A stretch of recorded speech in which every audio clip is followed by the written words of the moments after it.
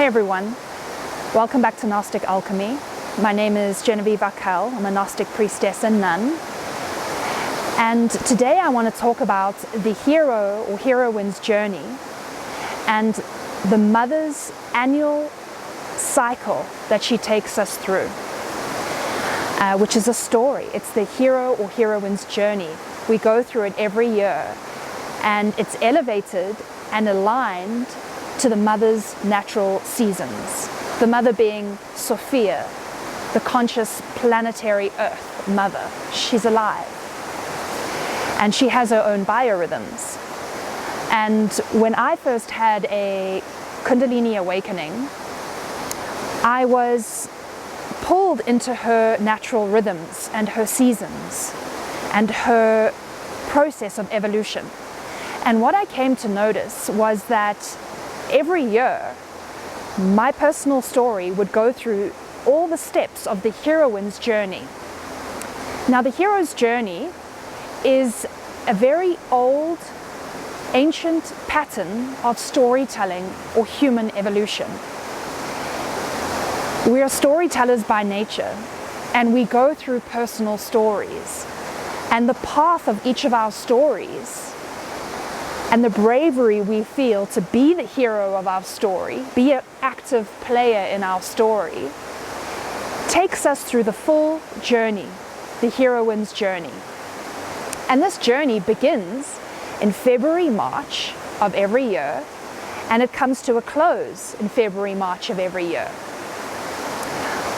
So today is the 1st of February, which is Happy Imbolc, which is a cultic celebration day. It's halfway between the winter solstice and spring equinox. So in ancient goddess cultures, fertility cultures, peoples that were connected to the actual living realm that they were existing in, this realm, they had understood how cycles work. So for goddess-loving people, New Year is often celebrated around March, which is when springtime happens in the Northern Hemisphere. New Year, new life. And it's 0 degrees Aries. So it's also a reset of the stars, right? And the zodiacal system. So this is then, we're coming into settling our story that we've just been through, right? The story that began in February, March of 2022. We are now coming into the third act, resolution and equilibrium. We've embodied something new over this cycle, this story. And I did do a video on my Instagram on New Year's, the 1st of January, explaining why that isn't really New Year. That New Year's date was decided by Rome, the Roman Empire, because it aligned with their civil New Year. It was about tax. It had nothing to do with what is actually New Year.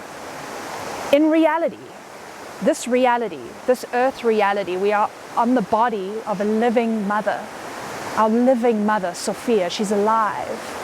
And her New Year occurs in and around March. And this is still celebrated in cultures that are very old and still have this knowledge.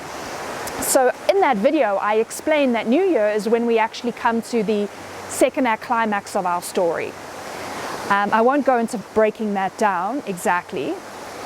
These story points, there's a pattern to the hero's journey. There's a kind of math to the craft of creating a story. That's what I specialize in, and I notice that the story takes place every year.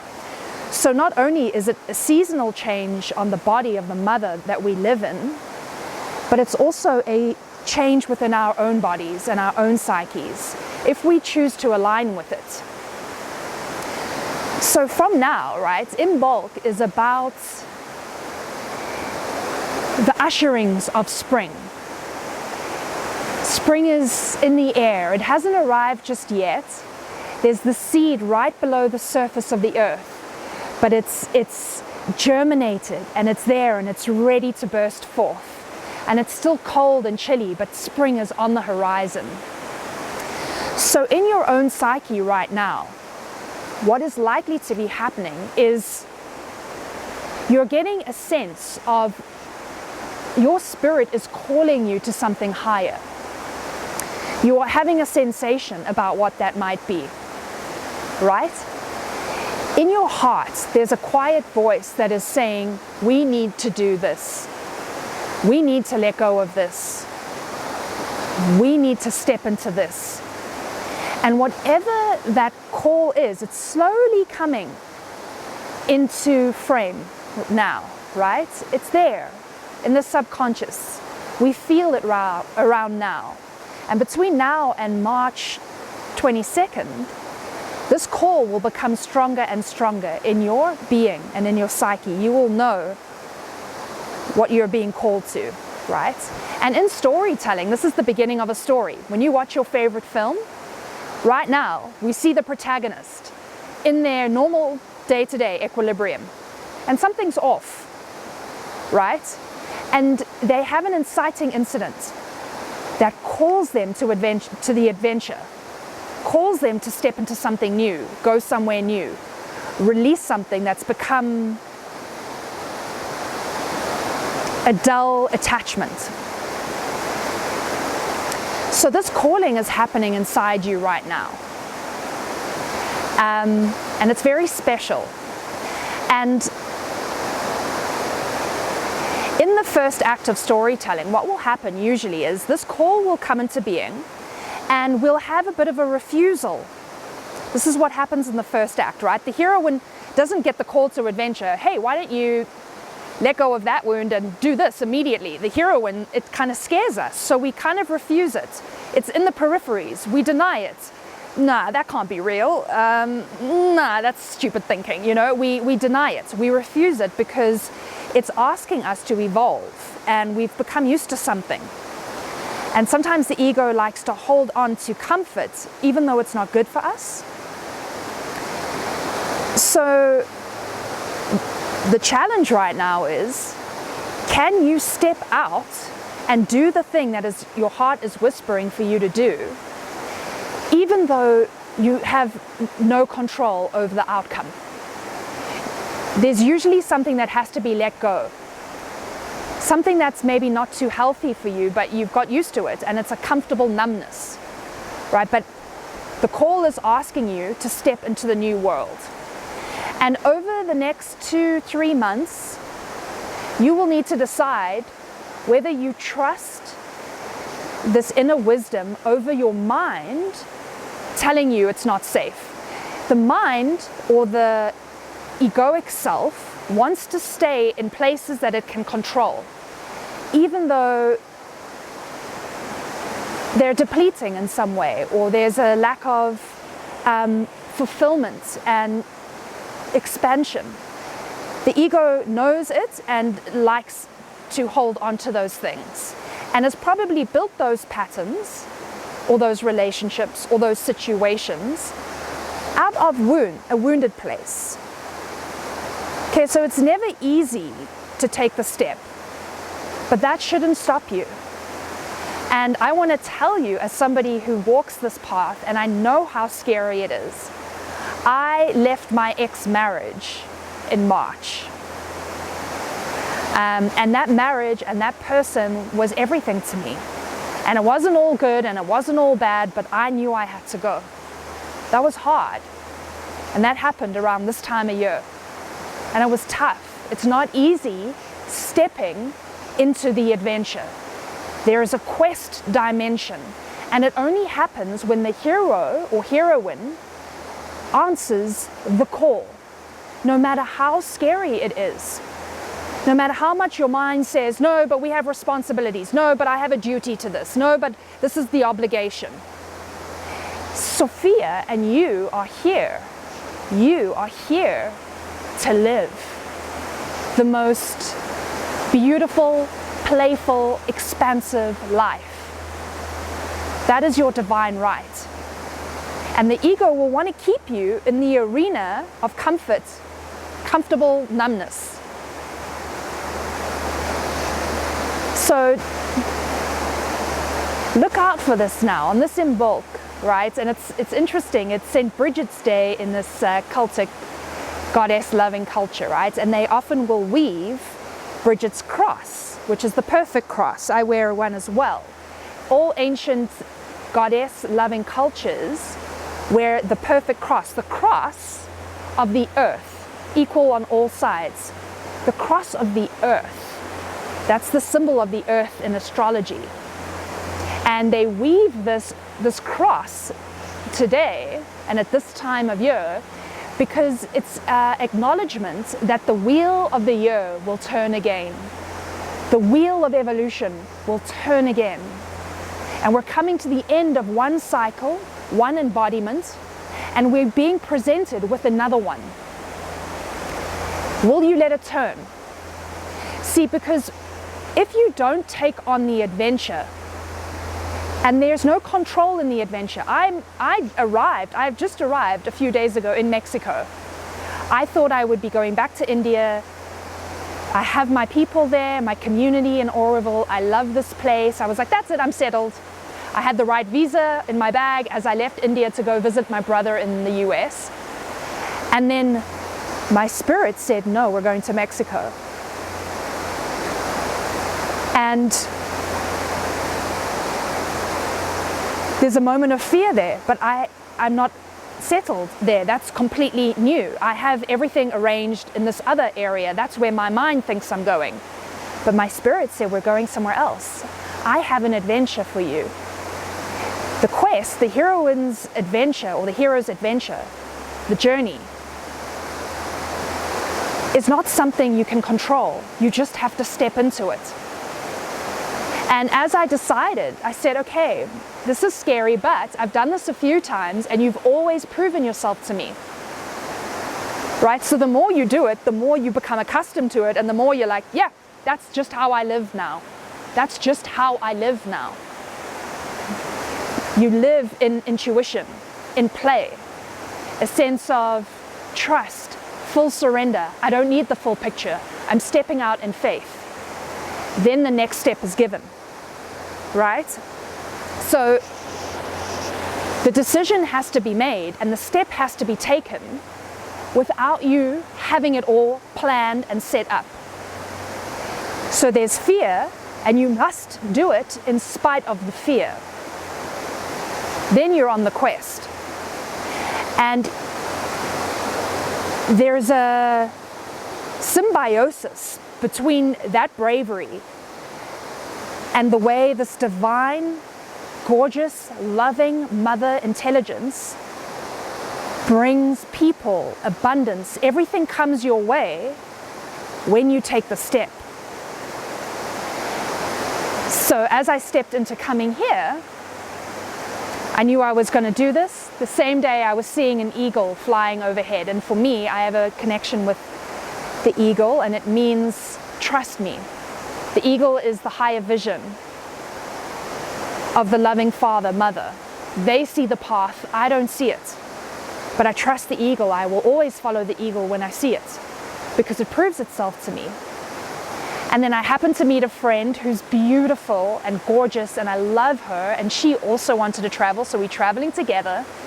And next thing, a friend of hers says, hey, come stay on my family ranch, which is where I am right now. And as a nature lover, look at this. It's gorgeous. It's like, so provision is given, abundance is given, the journey gets activated when I become a player in the journey, right? That's when it's alive. And everything you need comes your way if you stay in a place of surrender and flow. Like a kid. You've got to be like a kid.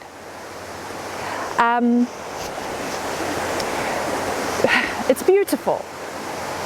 And it is alchemical, meaning when you do shed something, when you listen to the call, you do the thing in your heart, regardless of all the naysaying in your mind, there is darkness there. It's tough. But when you start engaging in your own alchemy, you're not afraid of walking into the darkness, because you know what comes on the other side of that. You know what elevation comes. You understand, as you experience shedding and increased expansion, you're not afraid of tough choices anymore. You're not afraid of annihilating the ego on purpose. That becomes kind of fun, because you know what will come from it. It's so beautiful. So I really do encourage you to tap into what is being asked of you right now. This is the time of year where it's coming through. What will the adventure be? What are you being called to?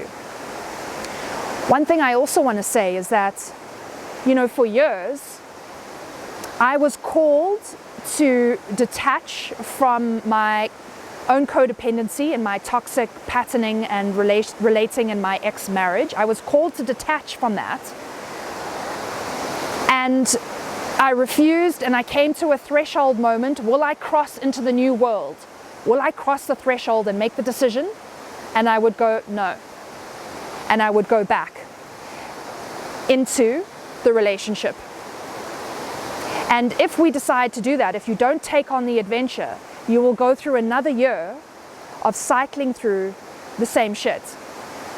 And that's okay. Sometimes we have to go around here in the first act. We don't even get to the second act because we're looping over here in the first act. And we have to loop a few times before we go, oh shit, I gotta go. I gotta do this. I've got to do this. Even though I don't know what's on the other side and it scares the bejesus out of me, I trust. I'm doing it. But that's the option now. Will you take on the new adventure? It's in you, you feel it, you see it, you know, it scares the hell out of you. But even so, you will be taken care of. Or will you circle back and go through your first act again, stay in a first act kind of holding space? Most people live in a first act holding space. They're stuck in the mundane. They are stuck in a system that has been imposed on them through societal conditioning, schooling conditioning, everything we see in culture, on movies, in everything we see. We have a pattern of how we should live. And sometimes that's fulfilling for people, but a lot of the times it's not. So a lot of people live in the first act holding space. And this holy mother, father, divinity is just waiting for you to cross the threshold and take on the adventure. Do it. Let them prove themselves to you. Let her prove herself to you. She is so abundant, and she can't even work for you when you're controlling your life and you're staying in a small space. She can't even show you what she's capable of. But when you step into the quest, then you start to experience the magic of life and how things and people and situations and expansion come to you because you've positioned yourself to receive that. You've opened up the space, and you've surrendered to the call of your heart so that Sophia can show up for you and love you like a mother. That's all she wants to do. She wants to take you on a journey of expansion and be there comforting you during the hard, rough, dark moments that have to be felt and experienced, and celebrating with you in the light, expansive moments as well. She's there, and she really shows up when you step out. So that's my encouragement to everyone today. Trust this. Trust this. Look at this.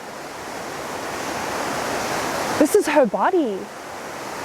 This is her, this water, these trees, our bodies. There's a season and a system and a rhythm we can live in, and it's adventurous and playful. That's her. Go there, do it. Cross the threshold, take on the adventure. Go in spite of the fear. Okay, and I will This seasonal story I came to learn through my own experience, and I will continue through this coming year. 2023 for me will be in March at the spring equinox. So I will continue to tell this story throughout this year coming, to help us reorientate to the actual natural cycle of life, and not the one that empires, capitalism, and time control enforced on us, right? That's out of nature, that's out of rhythm. That's a dysfunctional perversion of reality. This is reality. So I will continue to share these story points. There's a pattern to storytelling, and I've just explained to you what the first moment is in a story, in a film you watch. And there's many more moments to come, but they're not going to mean anything to you if you don't take on the adventure in the first act and cross the threshold. Then you're actually in the story. Okay, sending all my love and the Holy Mother Sophia's blessings and aliveness and playfulness and curiosity.